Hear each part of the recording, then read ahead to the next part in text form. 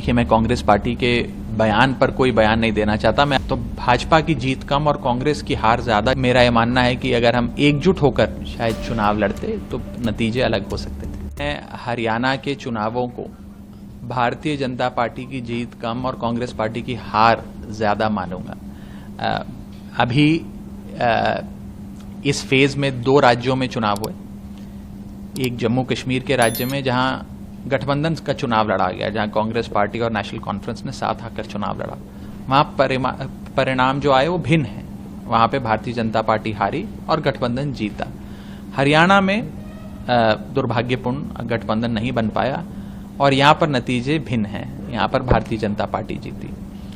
मैं इन चुनावों को, इस नतीजे को, खासतौर पे हरियाणा के परिप्रेक्ष्य में बात करें तो भाजपा की जीत कम और कांग्रेस की हार ज्यादा इसलिए कह रहा हूं क्योंकि अधिकांश लोगों ने बदलाव के लिए वोट दिया। अधिकांश लोगों ने भारतीय जनता पार्टी को हटाने के लिए एक नई सरकार, एक नए राजनीतिक दल की या एक नए राजनीतिक फॉर्मेशन की सरकार लाने के लिए वोट दिया, जिसमें लगभग 60 से अधिक प्रतिशत वोट बदलाव को पड़ा। लेकिन फिर भी first past the post system के चलते या गणित के चलते भाजपा का बहुमत से आंकड़े से कहीं अधिक सीटें आई और उनकी अपनी सरकार बनी।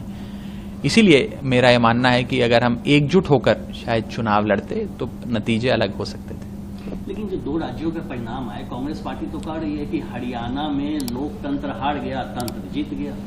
ईवीएम पर भी आरोप लगा रही है कांग्रेस पार्टी। देखिए, मैं कांग्रेस पार्टी के बयान पर कोई बयान नहीं देना चाहता। मैं अपना जो एक विश्लेषण है चुनावों का वो आपसे शेयर कर सकता हूं, जहां पे मुझे ऐसा लगता है कि ऐसे कई राज्य हैं इस देश में जहां पर कांग्रेस सीधी फाइट में अगर भाजपा को नहीं हरा पा रही है तो वहां पे इंडिया गठबंधन के घटक दलों का अगर सहयोग और साथ मिले और गठबंधन के तौर पे चुनाव लड़ा जाए तो परिणाम जो होंगे वो अलग होंगे। जैसे कि हमने देखा कि मध्य प्रदेश, राजस्थान और छत्तीसगढ़ में अभी सीधी फाइट थी बीजेपी और कांग्रेस के बीच। वहां पे भारतीय जनता पार्टी का पलड़ा भारी रहा और चाहकर भी गठबंधन इंडिया अलायंस नहीं बना पाया। जैसे कि समाजवादी पार्टी चाहती थी कि मध्य प्रदेश में कांग्रेस और समाजवादी पार्टी साथ आकर चुनाव लड़ें।